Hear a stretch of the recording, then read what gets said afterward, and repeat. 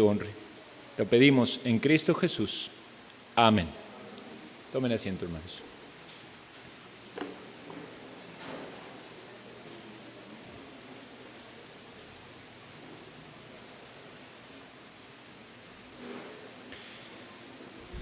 Finalizamos el domingo pasado la serie de Ruth, que fue una serie corta porque es un libro de solo 4 capítulos. Y la semana que viene vamos a tener la conferencia. Recordemos, todos están invitados desde el día sábado, que Dios mediante, si viene el pastor Luke, ¿verdad? Si esperamos con su familia, que el pastor pueda estar predicando, sábado a las 5 de la tarde y todas las exposiciones del día domingo. Entonces tenemos hoy un tema, podemos decir en un sentido, una exposición temática, un estudio bíblico, no es una serie, es solo una exposición sobre este tema. En la mañana estuve hablando de la membresía de la iglesia, hice algunas menciones sobre la Cena del Señor. Y el próximo capítulo que vamos a ver de la lección de discipulado, también vamos a tocar el tema de la Cena del Señor, pero voy a tocar otros aspectos, bueno, de las ordenanzas, ¿verdad? Bautismo y Cena del Señor. En el día de hoy yo quiero tocar el aspecto del tema de la frecuencia de la Cena del Señor. Este es un tema que vimos en la iglesia en Miramar con el pastor Josué. Quisiera decirles, bueno, que la exposición esta la dio el pastor Josué, yo estoy basándome en su exposición. Es un tema que consideramos sumamente importante tratarlo y obviamente queremos honrar al Señor siempre que estudiamos la palabra del Señor con el propósito de ponerla en práctica, y no siempre es con esta idea de contrastar algo malo o algo equivocado con algo correcto, sino que muchas veces lo que queremos es llegar a una mejor comprensión o a una práctica más apropiada. Me gusta mucho una ilustración que mencionaba el pastor Alexander citando al pastor Albert Martin, que un tiempo que el hombre no estaba en el pastorado, había salido de una iglesia por razones de diferencias teológicas, pero el mismo grupo que había sido pastoreado por él fue a buscarlo y a llamarlo y a decirle que quería que él sea el pastor, ¿verdad? Y entonces él, una de las condiciones que puso, él dijo, vamos, yo acepto el servicio, el pastorado, pero vamos a avanzar en hacer todo cambio que la iglesia debe hacer conforme la palabra de Dios hasta donde Dios nos guíe. Entonces el hombre tenía un compromiso de lealtad sobre todas las cosas a la palabra de Dios y a la guía de la palabra de Dios, y obviamente eso es lo que debemos nosotros tener. Ahora bien, no todas las cosas en comparación son necesariamente algo pecaminoso y algo santo. Hay variaciones o hay diferencias entre las iglesias que no responden a una diferencia doctrinal coyuntural, como dijimos en la mañana. Digamos, si no hay una unión o una compatibilidad en la doctrina, en los temas fundamentales, para eso tenemos una confesión de fe, no podemos nosotros decir que andamos en unidad y andamos de acuerdo. Pero aún dentro de iglesias que comparten una misma confesión de fe, pueden haber algunas variaciones en la práctica. Y uno de esos temas es el tema de la frecuencia de la Cena del Señor. Hay iglesias que tienen la celebración de la Cena del Señor una vez al mes. Esto es casi que lo que más se conoce en nuestras épocas. En algunas otras denominaciones es una vez al año o una vez cada 3 meses, y hay otras iglesias que tienen una práctica semanal de la Cena del Señor. Entonces vámonos a nosotros a tratar de estudiar algunos de los textos bíblicos y este tema, la Cena del Señor, y vamos a considerar entonces qué es lo que sería lo más apropiado en nuestra práctica. Y debemos hacer esta aclaración que es sumamente importante. Esto no debe ser motivo de juzgar a otras iglesias, ¿verdad? Es decir, aquellas iglesias que no tienen una práctica determinada, están mal. O sea, podemos compartir una misma doctrina, compartimos un mismo sentir, un mismo corazón en el Señor. Sin embargo, podemos llegar a un entendimiento de avanzar en ciertas cosas, lo cual no nos pone ni en una posición de jueces de otros, ¿verdad? Ni pensar que nosotros somos mejores que ellos, sino simplemente si llegamos a una convicción y a un entendimiento, entonces debemos avanzar allí a la luz de lo que Dios nos muestra en su palabra. Y esto puede aplicarse tanto al tema de la frecuencia de la cena la cena del Señor, como también a otros aspectos. Algunos de ustedes saben, por ejemplo, que hay algunas iglesias que han hecho el cambio de la celebración de la cena del Señor, del jugo de uvas, a la utilización del vino. Y algunos han tropezado en eso, pensando de que eso es algo que está mal, pero otros, cuando llegan al estudio de la palabra de Dios y ven lo que allí está establecido, entonces comprenden que es una práctica apropiada y entonces avanzan en esa modificación. Entonces, lo que yo quiero plantear es sobre este tema, tiene que ver con la frecuencia. Quizás en la próxima lección del discipulado podemos tocar en parte el tema del vino, pero ahora vamos a mencionar el tema de la frecuencia de la cena del Señor. Y obviamente yo quiero plantear que lo que considero, juntamente con el pastor Josué, como lo expresamos en su momento, consideramos más apropiado es la práctica semanal de la observancia de la cena del día del Señor. Pero vamos desde el principio. ¿Qué es la cena del Señor? ¿Qué es la cena del Señor? Acompáñenme a Mateo capítulo 26 y vamos a leer allí el texto o los versículos quizás más conocidos acerca de la cena del Señor. De hecho, con frecuencia vemos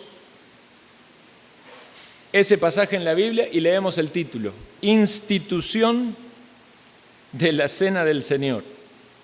¿Qué es una institución? Uno piensa en una institución y piensa en una entidad pública, ¿verdad? En un organismo, una organización pública. Bueno, una institución tiene que ver con una instrucción que dio el Señor Jesucristo antes de ir a la cruz. Dice Mateo capítulo 26, versículo 26. Mientras comían, esta era la cena, ¿verdad?, de la Pascua, tomó Jesús el pan y bendijo y lo partió y dio a sus discípulos, dijo, tomad, comed, esto es mi cuerpo. Y tomando la copa y habiendo dado gracias, les dio, diciendo, bebed de ella todos, porque esto es mi sangre del nuevo pacto, que por muchos es derramada para remisión de pecado. Y os digo que desde ahora no beberé más de este fruto de la vid hasta aquel día que lo beba nuevo con vosotros en el reino de mi Padre. Entonces, aquí tenemos uno de los pasajes donde está esta instrucción del Señor Jesucristo para los discípulos en momentos antes de ir a la cruz. Entonces, es una institución del Señor. Segundo lugar, también es conocido esto como una ordenanza. Una ordenanza. Esto tiene que ver con la palabra orden o mandato. Es un mandato del Señor para su iglesia. Y esa es una ordenanza juntamente con la otra ordenanza que tenemos, que es la ordenanza del bautismo. La Iglesia Católica le llama sacramento. Los reformados optaron por llamarle ordenanzas.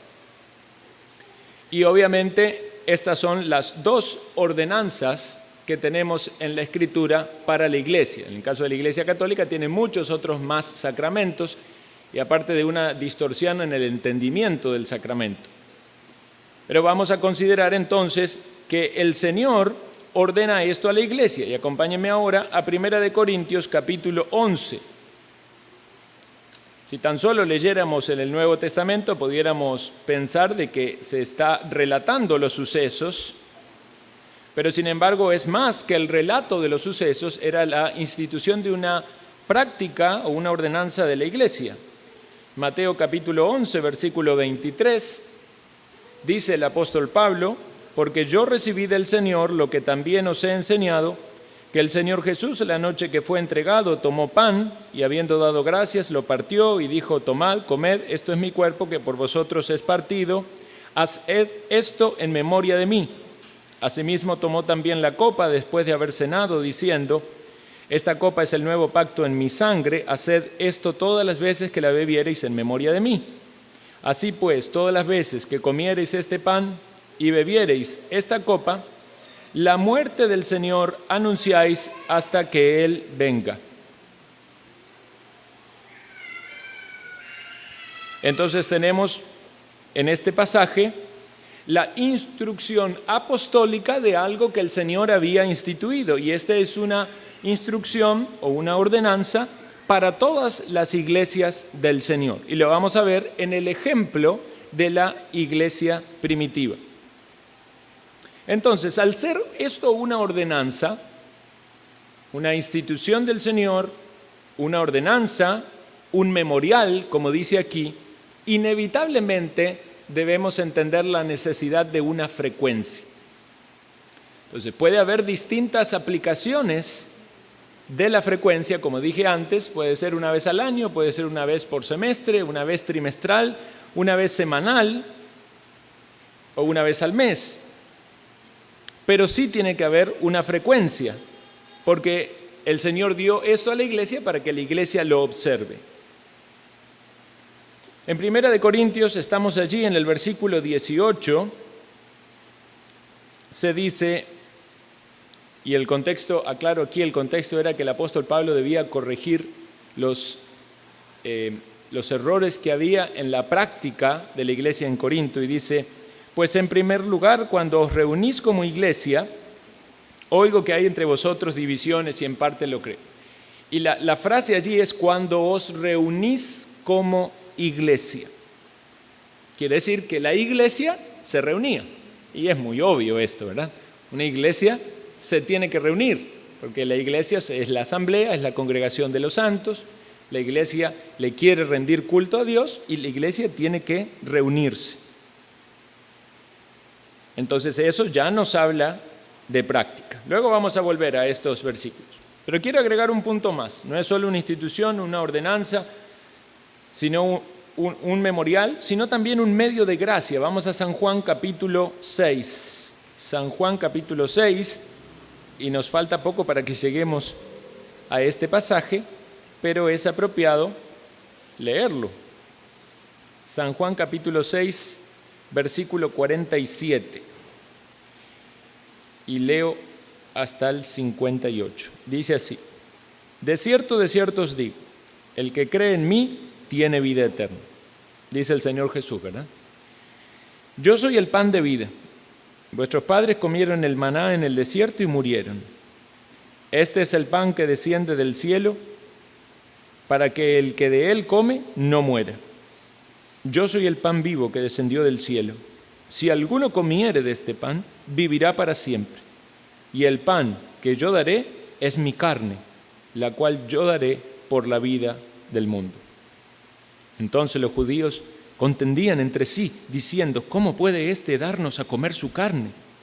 Jesús les dijo: de cierto os digo, si no comiereis la carne del Hijo del Hombre y bebéis su sangre, si no coméis la carne del Hijo del Hombre y bebéis su sangre, no tenéis vida en vosotros. El que come mi carne y bebe mi sangre, tiene vida eterna, y yo le resucitaré en el día postrero. Porque mi carne es verdadera comida, y mi sangre es verdadera bebida. El que come mi carne y bebe mi sangre, en mí permanece, y yo en él. Como me envió el Padre viviente, y yo vivo por el Padre, asimismo, el que me come, él también vivirá por mí. Este es el pan que descendió del cielo, no como vuestros padres comieron el maná y murieron. El que come de este pan vivirá eternamente. Vean la analogía que está haciendo Jesús, hablando con estos religiosos. Ellos sabían perfectamente la historia de que sus padres sobrevivieron mucho tiempo en el desierto porque Dios les dio pan del cielo, el maná. Pero ahora les dice Jesús, yo soy el verdadero pan del cielo.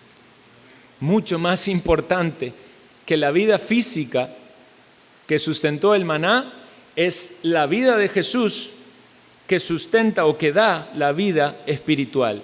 Y inevitablemente tenemos que entender esto de manera simbólica. Jesús no quería darnos trozos de su carne, sino que debemos entender esto con un grado de unión, de asimilación, esta unión mística con Cristo, y que es ejemplificada en la Santa Cena por medio de los elementos.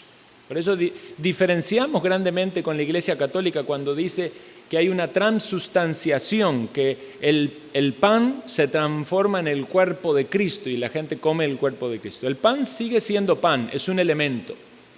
Pero el creyente que está unido a Cristo no por el elemento, sino que está unido a Cristo en la conversión, por la obra regeneradora del Espíritu Santo, en su arrepentimiento y en su fe, experimenta por medio de la observancia de esa ordenanza un medio de gracia. No es el pan o el vino en sí mismo un elemento de gracia, sino un medio de gracia. Entonces debemos pensar esto, la gracia viene a nosotros por Cristo. Por eso el entendimiento católico es equivocado, van pensando que es la hostia lo que va a hacer que ellos estén mejor con Dios. No, si usted no se arrepintió de sus pecados y está en paz con Dios, el elemento ese no le va a hacer nada. Puede sumar unas calorías, pero no le va a hacer nada en lo espiritual. Y mucho menos el vino porque se lo toma el sacerdote, no lo toma usted.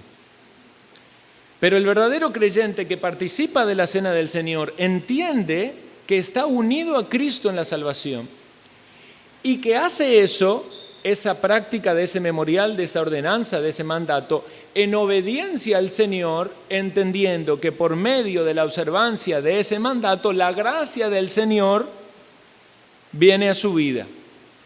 Y eso está vinculado con la obediencia, el ejercicio mental que el Señor quiere que tengamos, nos llama a hacer memoria. A ver, sabe que somos muy olvidadizos, por eso nos ayuda a que recordemos constantemente el Evangelio. Y no solo en la predicación, porque no podemos separar la cena del Señor de la predicación. Si un día decimos, vamos a participar de la cena del Señor, hermano, venimos, y no hay predicación, y damos el pan y el vino, eso no es tampoco la cena del Señor, ¿verdad? Está careciendo de un elemento significativo de la congregación que los santos, que es la predicación de la palabra.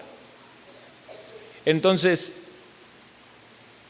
lo que está allí siendo representado debe ser expresado también verbalmente. Y es en la predicación que eso es expresado y obviamente en los símbolos que es, valga la redundancia, simbolizado para que nosotros podamos permanecer en la comunión con Cristo, también no solo de una manera espiritual, individual, interna, sino también visible y externa. Es una evidencia visible de que estamos caminando con el Señor.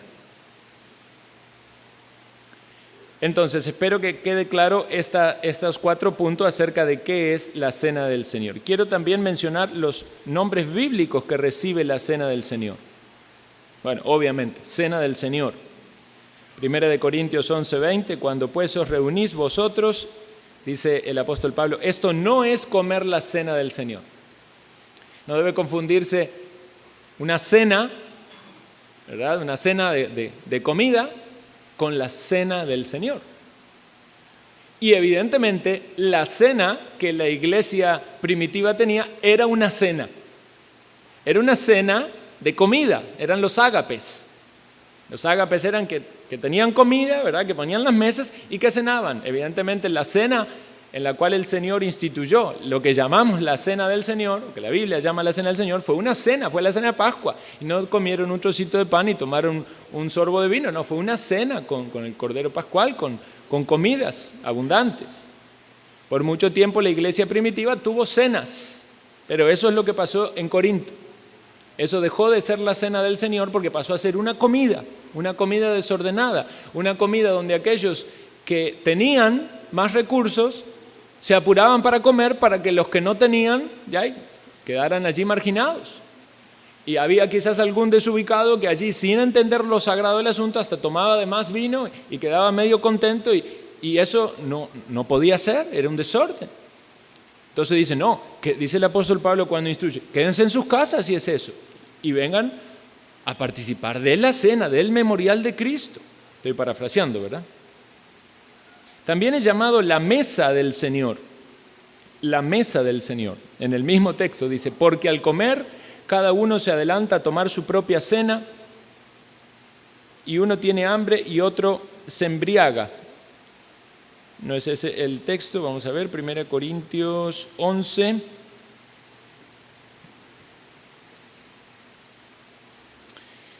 Es cuando dice de la mesa.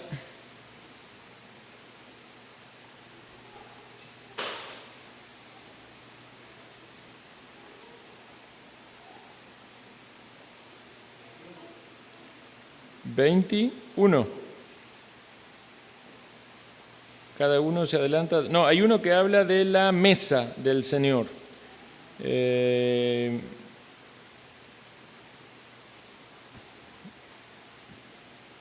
Vamos a ver si lo encuentro.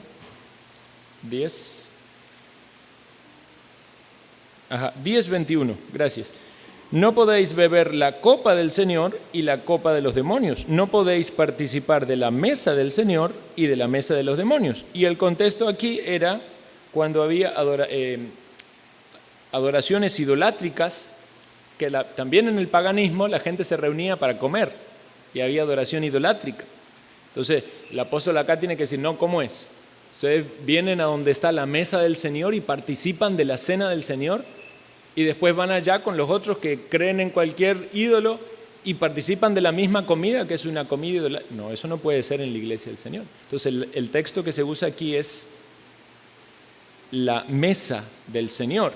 Entonces pensemos, hermanos, es la cena del Señor, pero es también la mesa del Señor. En un sentido es Él el anfitrión. Otra frase con la que se conoce es el partimiento del pan, Hechos 2:42. Hechos 2:42. Dice, y perseveraban en la doctrina de los apóstoles, en la comunión unos con otros, en el partimiento del pan y en las oraciones. ¿Qué era el partimiento del pan? Era la celebración de la cena del Señor. No era solo el pan, ¿verdad? Era el pan y el vino, era esta celebración de la cena del Señor. En Hechos 27 también se cita, dice, el primer día de la semana reunido de los discípulos para partir el pan. Eso quería decir para celebrar la cena del Señor. Y el otro término, el cuarto término, es el término Eucaristía. Eucaristía, que es el que usan los católicos, que significa acción de gracias. Pero los reformados prefirieron llamarle con el término cena del Señor, no porque haya malo en la acción de gracias en sí mismo, sino porque obviamente es un término mucho más amplio, más abierto, ¿verdad? La base de esto está en que cuando el Señor tomó el pan, dice, habiendo dado gracias. Ahí está la palabra Eucaristía. Entonces, sabemos que es una ordenanza para ser observada por la Iglesia, sabemos que debe ser ordenada regularmente, pero debemos preguntarnos esto, ¿tiene el Nuevo Testamento alguna indicación explícita en cuanto a esa frecuencia? Y la respuesta es no, no tiene una instrucción o mandato explícito. Sin embargo, debemos cuidarnos del biblicismo. El biblicismo es este pensamiento que algunas personas tienen que si la Biblia no dice algo de manera explícita, entonces debe ser desechado. O sea, si no me muestra el versículo donde dice así, entonces no. Y es el mismo argumento que tienen los testigos de Jehová, ¿verdad?, para negar la Trinidad. Es verdad, hay cosas que en la Biblia están enseñadas de manera explícitas, pero también la Biblia nos enseña por ejemplos, nos enseña por principios, y también debemos aplicar inferencias en muchas veces para poder llegar a un entendimiento doctrinal apropiado. Entonces, tenemos estos pasajes que nos dan estos destellos. Por ejemplo, nos dice, los que leímos 1 Corintios 11, 18 y también en el 20, dice, cuando pues os reunís vosotros. Era cuando la iglesia se reunía, porque está hablando de la cena del Señor y le dice cuándo se reúnen.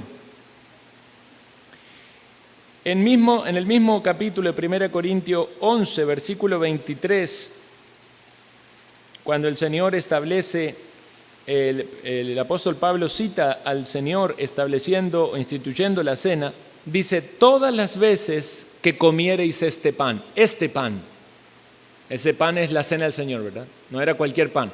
Todas las veces que ustedes hagan esto. Y anteriormente dice, cuando os reunís. En Hechos capítulo 20, versículo 7, este versículo es importante, busquémoslo por favor, para que ustedes mismos puedan considerar esta base bíblica. Hechos capítulo 20, versículo 7. El primer día de la semana, reunidos los discípulos para partir el pan.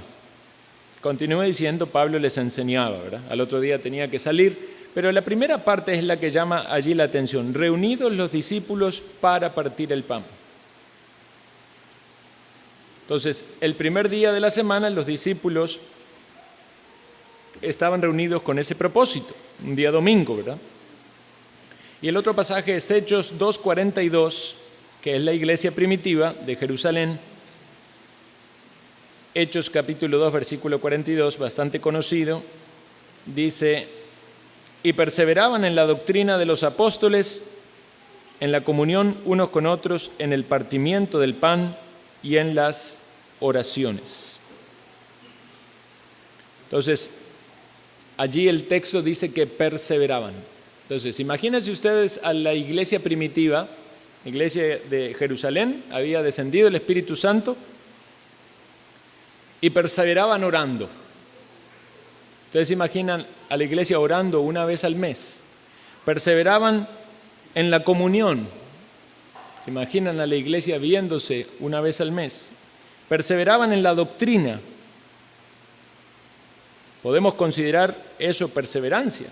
Bueno, es muy posible que en la iglesia primitiva esto casi fuese una cosa diaria, ¿verdad? Ellos estaban allí juntos, unánimes, orando, estudiando las Escrituras, habiendo instrucción apostólica, partiendo el pan, porque lo dice el versículo siguiente, y perseverando unánimes cada día en el templo y partiendo el pan en las casas, comían juntos con alegría y sencillez de corazón. Quiere decir de que era una práctica muy frecuente en la iglesia primitiva.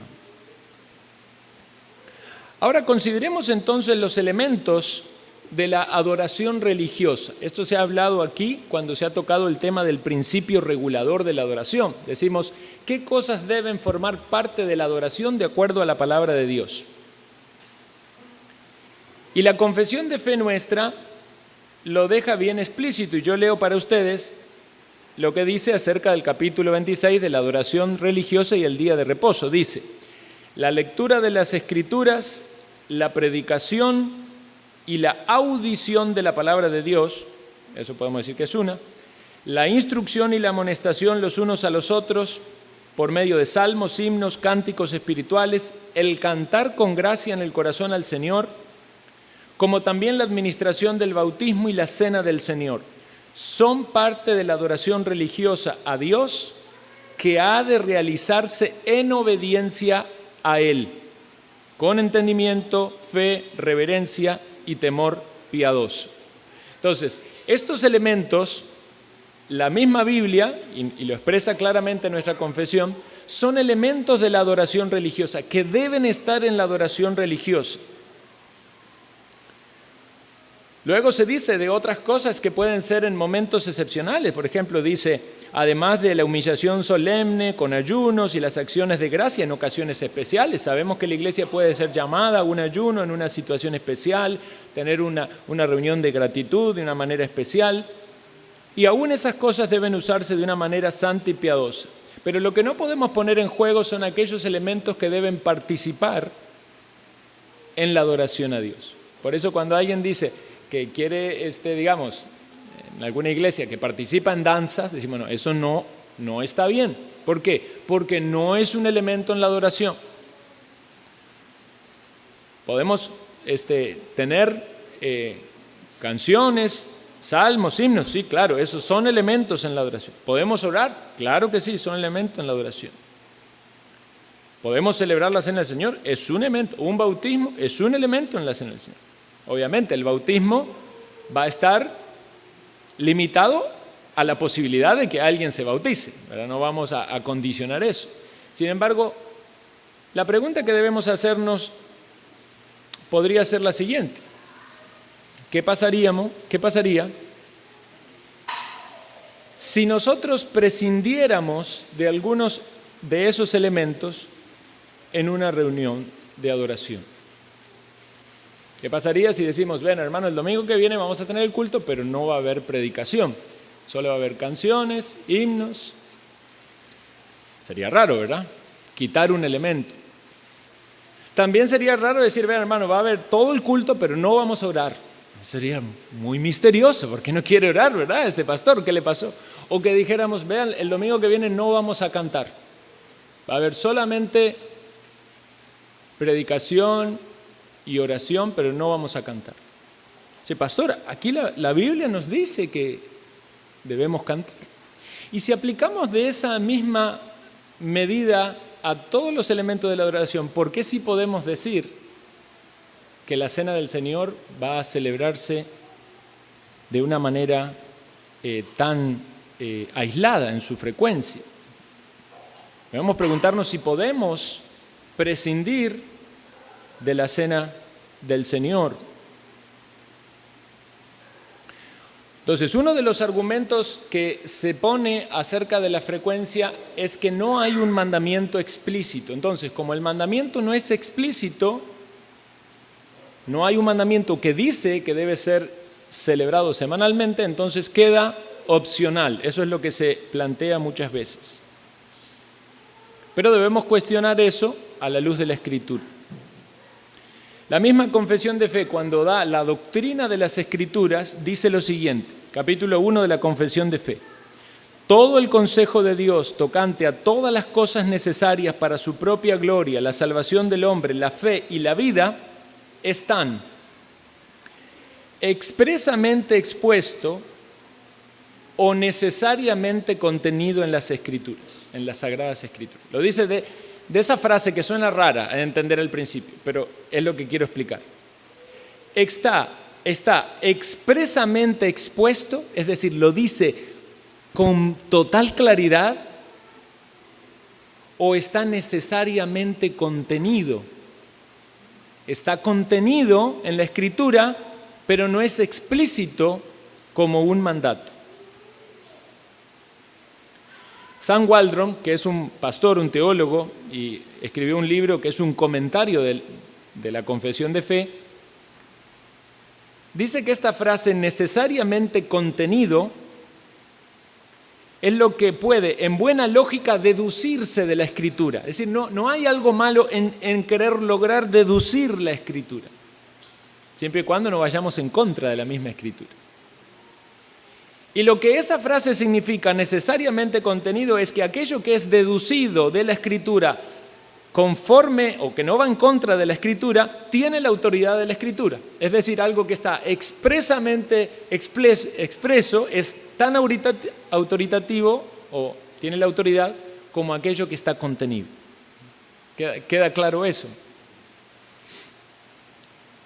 Por eso decimos que no solo aprendemos de cosas explícitas, sino también sacamos principios, sacamos ejemplos y hacemos esa inferencia y muchas veces aplicaciones que nos pueden llevar a alguna variación en la práctica. Y alguien puede decir, esto es más adecuado y debemos avanzar si es lo que el Espíritu Santo así nos guía. Quiero citar un comentario del pastor Richard Barcellos. Algunos de ustedes lo conocen, es un teólogo, escritor bastante conocido entre los bautistas reformados, y dice así: es claro que el Nuevo Testamento no ordena en ninguna parte la comunión semanal, tampoco ordena el canto semanal o la oración semanal, al menos explícitamente. Creemos en el canto colectivo semanal y en la oración y en la predicación de la Iglesia, porque creemos que está necesariamente contenido en las Sagradas Escrituras y con razón. O sea, que lo que el pastor Richard Barcellos está diciendo es, ¿por qué la Iglesia canta semanalmente? Porque está contenido en la Escritura. ¿Dónde está el versículo que la Iglesia debe cantar? Está contenido como un elemento en la adoración. Por eso la Iglesia canta. ¿Dónde está el versículo de que la Iglesia debe orar? Está contenido en un elemento de la predicación. La predicación misma está contenida en un elemento de la predicación. ¿Y la cena del Señor? ¿Acaso no está necesariamente contenida en la Escritura? La cena del Señor es entonces un elemento de la adoración que no debe ser minimizado ni discriminado. Y entendemos que muchas iglesias, por razones piadosas, han optado por una frecuencia distanciada. Es decir, esto en el catolicismo romano es semanalmente, ¿verdad? Pero cierto tiempo en la iglesia, yo no sé bien, no lo he rastreado históricamente, pero ya desde la época de los reformadores se había distanciado la práctica de la cena del Señor. Por ejemplo, en la época de Juan Calvino era una vez al año, y Calvino se opuso a eso totalmente. Él defendía una práctica frecuente de la cena del Señor. En Hechos 2:42, el versículo que yo le cité dice, y perseveraban en la doctrina de los apóstoles, en la comunión unos con otros y en el partimiento del pan y en las oraciones. De modo tal, hermano, que si nosotros queremos poner en práctica eso, tenemos que poder decirle a otros, estamos perseverando en todas. ¿Está perseverando en orar? Sí.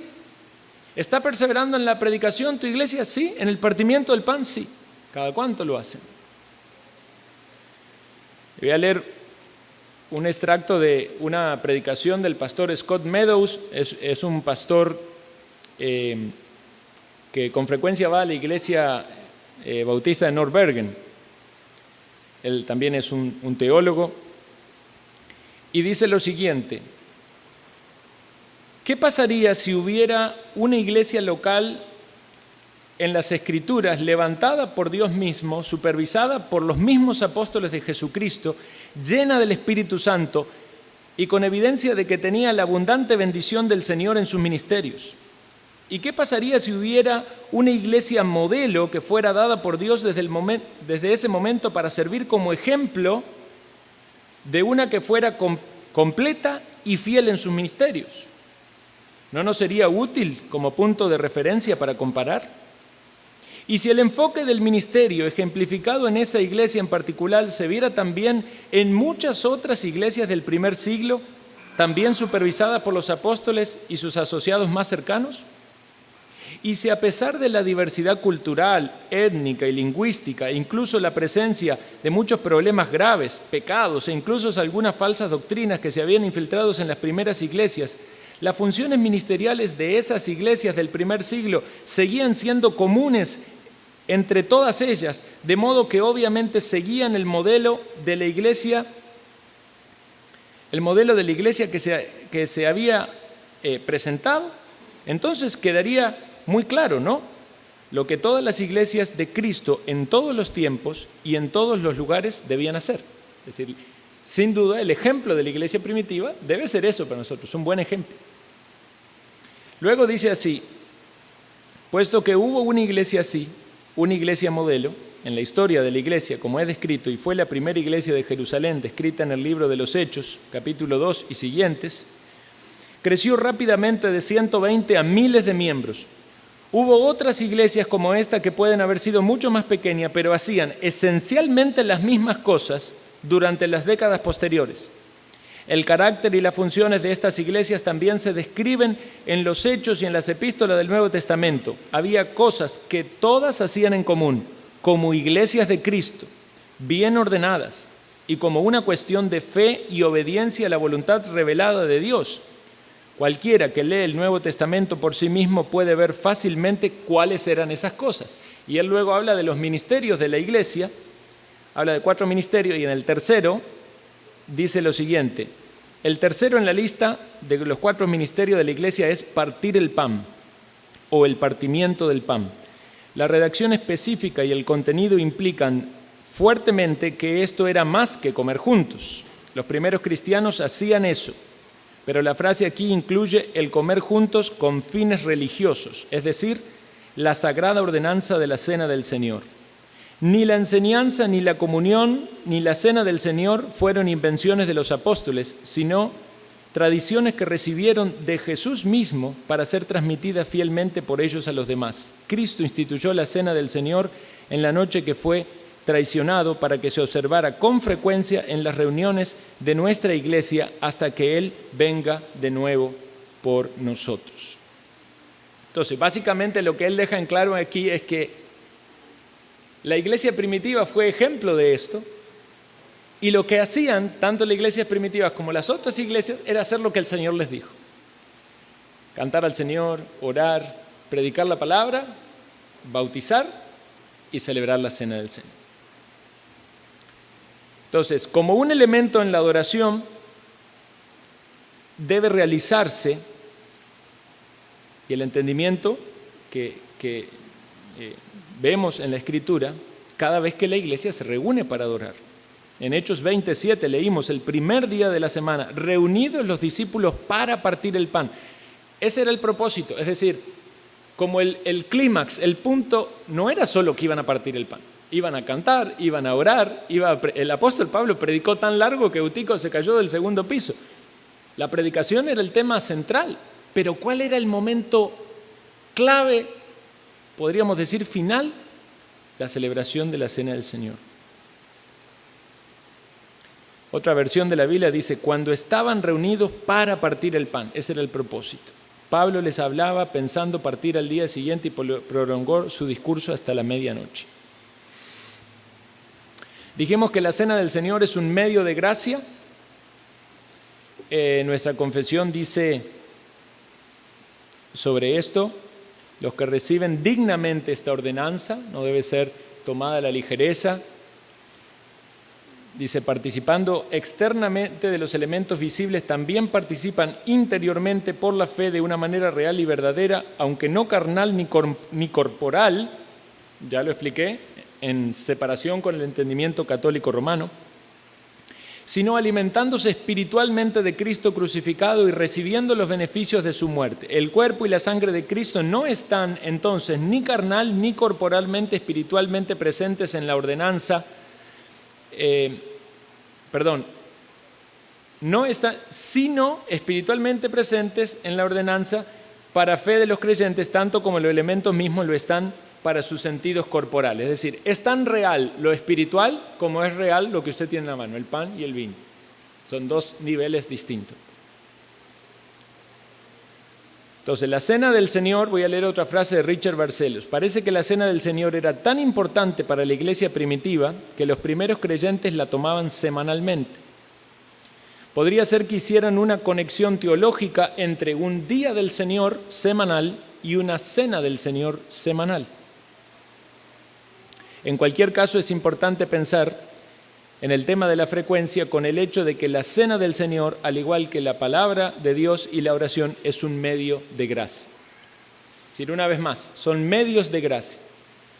La predicación de la palabra es un medio por el cual fluye la palabra de Dios con edificación, con instrucción, con corrección. La Cena del Señor es un medio de gracia. Las oraciones son un medio de gracia. Pensamos que estamos clamando a Dios, pero hay gracia de Dios fluyendo a nosotros. Entonces, si es un medio de gracia, y si por esos medios recibimos gracia, entendamos lo que significa la frase. ¿No es más bien ingrato rechazar el medio de gracia cuando en realidad podríamos tenerlo?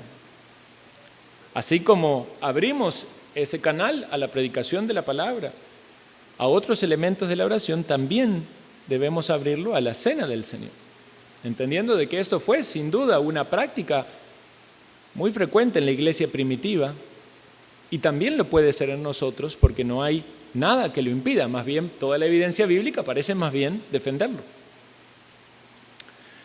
Hay un documento histórico, obviamente no es palabra de Dios, pero hay documentos históricos, teológicos que son muy valiosos, conocido como la Didaché, y este es famoso por su antigüedad, ¿verdad? Data de los primeros siglos, y dice lo siguiente: cuando os reuniereis en el domingo del Señor, partid el pan, y para que el sacrificio sea puro, dad gracias después de haber confesado vuestros pecados.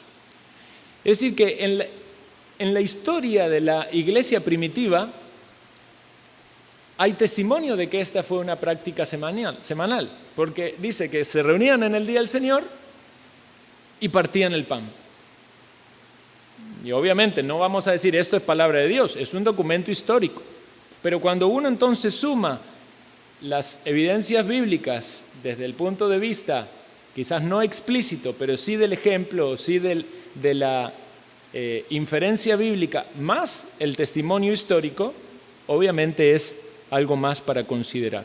Voy a citar algunos cristianos del primer siglo o épocas posteriores, también de la Reforma, para que conozcamos también sus opiniones. Justino Mártir dice así: y en el día que llaman del sol, domingo, bueno, para algunos, de ahí viene, en el inglés es Sunday, ¿verdad? Algunas culturas le llamaban día del sol. Otros, la influencia latina fue el día del Señor, Dominicus, del día del dominio, depende de para qué lado haya ido la corriente, ¿verdad? Tenían una base distinta, pero es la referencia al primer día. Dice así Justino Mártir: el domingo se reúnen en un mismo lugar los que habitan tanto en las ciudades como en los campos para leer los comentarios de los apóstoles. Esto era el libro de los Hechos de los Apóstoles. O los escritos de los profetas por el tiempo que se puede. Después, cuando ha terminado el lector, el que preside toma la palabra para amonestar y exhortar a la imitación de las cosas tan insignes. Después nos levantamos todos a la vez y elevamos nuestras preces. Esos eran alabanzas, ¿verdad? Oraciones.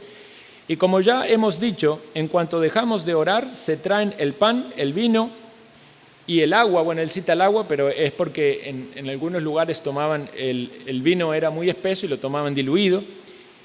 Y el que preside hace con todas sus fuerzas las preces y las acciones de gracia, y el pueblo aclama amén. Y la comunicación de los dones sobre los cuales han recaído las acciones de gracia se hacen por los diáconos, cada uno de los presentes y a los ausentes. Interesante, Justino Mártir lo que decía. Según él era cada reunión de los santos. Juan Calvino, como dije antes, su comentario al libro de los Hechos dice: refiere San Lucas en los Hechos que la costumbre de la Iglesia Apostólica era como la hemos expuesto, asegurando que los fieles perseveraban en la doctrina de los apóstoles, en la comunión unos con otros y en el partimiento del pan y en las oraciones. Así se debería hacer siempre, que jamás se reuniese la congregación de la Iglesia sin la palabra, sin limosna aquí es ofrenda, sin la participación de la cena y en la oración. Se puede también conjeturar de lo que escribió San Pablo que este mismo orden observó la iglesia de los Corintios, y es evidente y manifiesto que así se mantuvo por largo tiempo. Es decir, el mismo Calvino, que es un teólogo sumamente respetado de la Reforma, en su exégesis de la epístola de los Corintios, de Corintio y de lo que dice el libro de los Hechos, defiende esta práctica semanal. Matthew Henry, otro teólogo, dice así: Además, aquí se insinúa, con respecto a esta ordenanza, que debe ser frecuente, como siempre que coman este pan. Nuestras comidas corporales regresan a menudo. No podemos mantener la vida y la salud sin esto. Y es apropiado que esta dieta espiritual se tome con frecuencia como herramienta. Las iglesias antiguas celebraban esta ordenanza todos los días del Señor, sino todos los días cuando se reunían para adorar. Ahora bien, hay objeciones. Como he dicho, en algunos casos esas objeciones no son necesariamente motivadas por algo malo.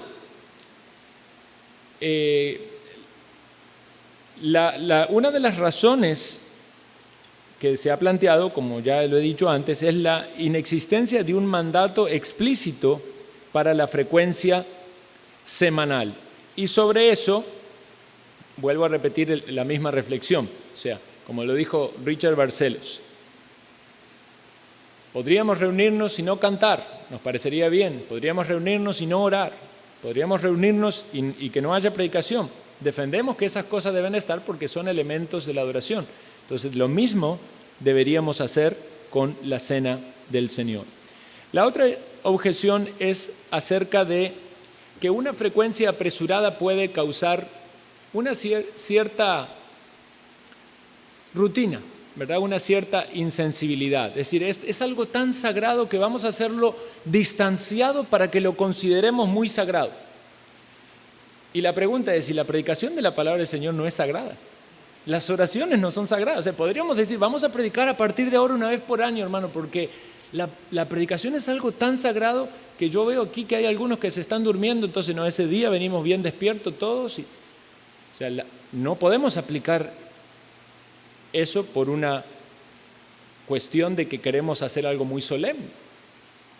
Si lo queremos hacer solemne todo, los cantos solemnes, la oración solemne, la predicación solemne, la cena del Señor como algo solemne. Cuando el apóstol Pablo instruye a la iglesia en Corinto, era un desastre. Pero vean que el apóstol Pablo no le dice, vean, ustedes están haciendo un desastre, a partir de ahora hagan la cena del Señor una vez al mes. No, le dice, deben corregir las cosas que están mal. Eso que están haciendo no es la cena del Señor.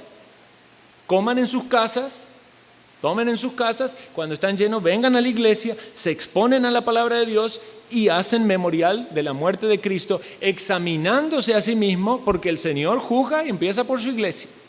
Y si alguno participa indignamente, sin discernir lo que come, juicio come y bebe para sí.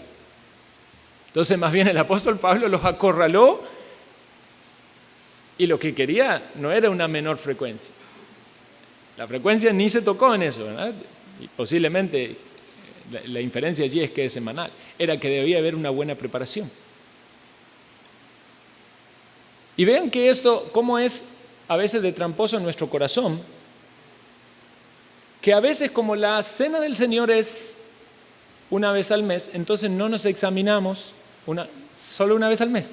¿Verdad? Puede ser, este domingo hice, ¿cómo estuvo este mes? A ver qué hice. Y ahí empezamos a la confesión. ¿No deberíamos hacer eso diariamente? ¿Verdad? Obviamente, si viene la cena del Señor, hay algo de mucho mayor peso. Pero si venimos a adorar al Señor, no deberíamos examinarnos y confesar nuestros pecados. Si hemos de recibir la palabra del Señor, si hemos de ser expuestos frente al testimonio de los otros fieles cantando y adorando. Algunos hablan de que es necesario que haya una preparación oportuna y si es muy frecuente no hay una preparación oportuna. Apliquemos lo mismo a la predicación. Como decía el pastor Josué, dice, no hay ningún mandato en la Biblia de que tenemos que prepararnos para la predicación. Sin embargo, es obviamente algo que está explícito, ¿verdad? Queremos venir con un corazón dispuesto, humilde, sumiso, que tiemble ante la palabra del Señor. Lo mismo debe aplicarse ante la cena. Entonces decimos, no, es que si lo hacemos una vez al mes vamos a estar mejor preparados. No es una manera de evitar prepararnos como deberíamos prepararnos para cada día del Señor. Y algunos sostienen que es solo un memorial. Y al decir esto, como que es un memorial, dan esta idea de que es algo que puede ser, que no debería ser algo tan frecuente. Y obviamente es un memorial a la luz de la palabra, pero vemos que es algo mayor. Dijimos que es un medio de gracia, decimos que es una señal pactual, porque ¿quiénes son aquellos que celebran la cena del Señor? No es algo abierto para todos.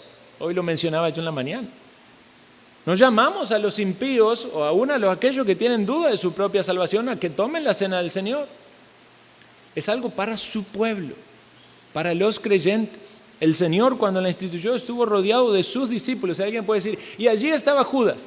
Sí, pero Judas era un engañador, ¿verdad? Todos pensaban que era un discípulo. Y aún Judas no tomó la copa porque se fue antes. La cena del Señor es para la iglesia del Señor, es para los creyentes. Si pudiese ser que haya entre la fila de los creyentes y miembros de una iglesia alguien que no es un verdadero creyente, ahí la admonición cae, porque las admoniciones son dadas. Los ministros del Evangelio son responsables acerca de quiénes les administran los elementos, y por esa razón nosotros participamos de una cena del Señor que es semiabierta. No es abierta para todos, decimos que es para los creyentes, y aún decimos que es para los creyentes que andan ordenadamente. Y dentro de ese ordenadamente entendemos que tengan una iglesia, que estén con cuidado pastoral, ¿verdad? Que se hayan bautizados. Si no cumplen con esas cosas, están en una condición defectuosa. En algún momento se frenaron en su crecimiento espiritual y no han avanzado.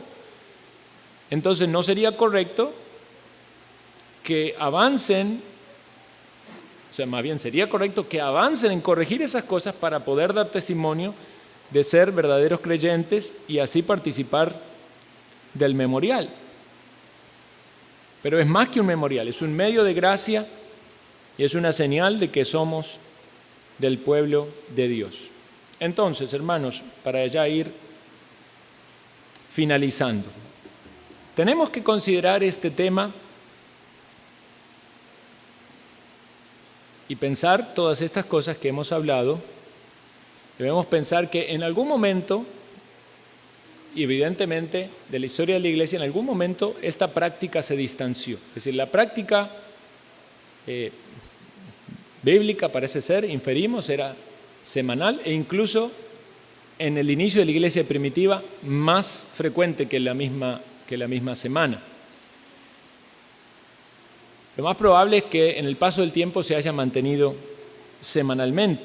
Como iglesia del Señor debemos preguntarnos, ¿vamos a vernos más beneficiados en una práctica semanal que como lo estamos teniendo? ¿Consideramos que eso honra al Señor? ¿Hay alguna argumentación que pudiese atestiguar en contra de avanzar en una práctica de este modo? Y alguien puede decir, es que en la iglesia de tal lo hacen, y ahí debemos también poner las advertencias, ¿verdad? Porque si bien hay muchas iglesias que van quizás mucho más adelante que nosotros en muchas cosas, la práctica de otra iglesia no necesariamente es un lineamiento de lo que nosotros entendemos o vemos en la palabra. O sea, también uno puede poner el ejemplo del otro lado. O sea, conocemos muchas iglesias que tienen una práctica semanal. De hecho, cuando con el pastor Josué estudiamos esto, una de las cosas que hicimos fue consultar con muchos pastores y de otros países también y conocer los argumentos, y muchos de ellos que habían hecho este cambio y esta transición de una práctica mensual a una práctica semanal nos han compartido muchos de esos argumentos que yo he compartido con ustedes hoy. Entonces, ¿es esto netamente pragmatismo o es una mejor aplicación de lo que consideramos la doctrina bíblica de la necesidad de la frecuencia en la cena del Señor? Algo sabemos, no es tradición, porque por lo menos en nuestro entorno la tradición no es. Tradición es que sea una vez al mes. Entonces no estamos sometiéndonos a una tradición, sino más bien estamos procurando hacer un cambio. Y como en algún momento se ha hecho un cambio en lo que se planteó como el elemento del vino, ¿verdad? Que por mucho tiempo tradicionalmente fue jugo de uva, porque se veía que el vino era algo inapropiado. Bueno, también debemos considerar este aspecto. Queremos avanzar en todo aquello que el Señor nos muestra por su palabra, y para esto es necesaria la instrucción y la exposición. ¿Qué debe entonces hacer cada creyente? Debe orar sobre el tema expuesto. Si tiene preguntas, tiene que acercarse al pastor y consultar. Quiero decir que este cambio no se va a hacer inmediatamente. Vamos a tomar un tiempo y vamos a dejar esto para que, sobre todo los hermanos miembros, pero la puerta está abierta para cualquiera que tenga dudas, ¿verdad? Pero los hermanos miembros puedan acercarse con su dudas sobre el tema y también puedan estudiar el tema de manera personal, va a ser enriquecedor. Y entonces, si así no hay estorbos, entonces que nuestra iglesia incorpore esta práctica de la Cena del Señor de modo semanal. Y que sea esto para la gloria y honra del Señor y para nuestra propia bendición, porque si creemos y entendemos que estamos dando pasos en nuestra práctica conforme a lo que Dios nos manda en su palabra, no dudamos de que va a ser así. Vamos a finalizar, hermanos, con una oración y no se retiren porque vamos a tener un testimonio al finalizar. Padre Santo que estás en el cielo, gracias te damos por esta oportunidad de estudiar tu palabra y ver este tema, Señor, que es tan práctico a la luz de la forma en la cual nosotros te adoramos. Queremos, Señor, en cuanto a este tema, avanzar conforme a lo que tú nos muestras en tu palabra, tener una convicción clara, un entendimiento apropiado y honrarte como iglesia local. Líbranos, Señor, del error, líbranos de tropezar, líbranos de juzgar a otros y ayúdanos a nosotros como iglesia local a seguir en todo aquello cuanto tú nos mandas en tu palabra y con tu Santo Espíritu. Pedimos tu más rica bendición sobre cada persona que hoy ha sido expuesta ante tu palabra y sobre todo que todos puedan tener esa convicción y claridad de que han comido del cuerpo de Cristo y han bebido de la sangre de Cristo en la predicación del Evangelio cuando han creído en Él como el Salvador. Que tú les des arrepentimiento, Señor, a aquellos que aún no se arrepienten, para que el día de mañana también unidos a esta iglesia puedan participar de esta ordenanza que tú nos has dado. Porque entendemos, Señor, que esto no es algo opcional para aquellos que son tuyos, sino que es obediencia a ti. Bendice a tu pueblo, edifica tu iglesia, exhórtanos, guíanos, ayúdanos, Señor, a considerar tu palabra para la gloria y honra de tu nombre, en Cristo Jesús.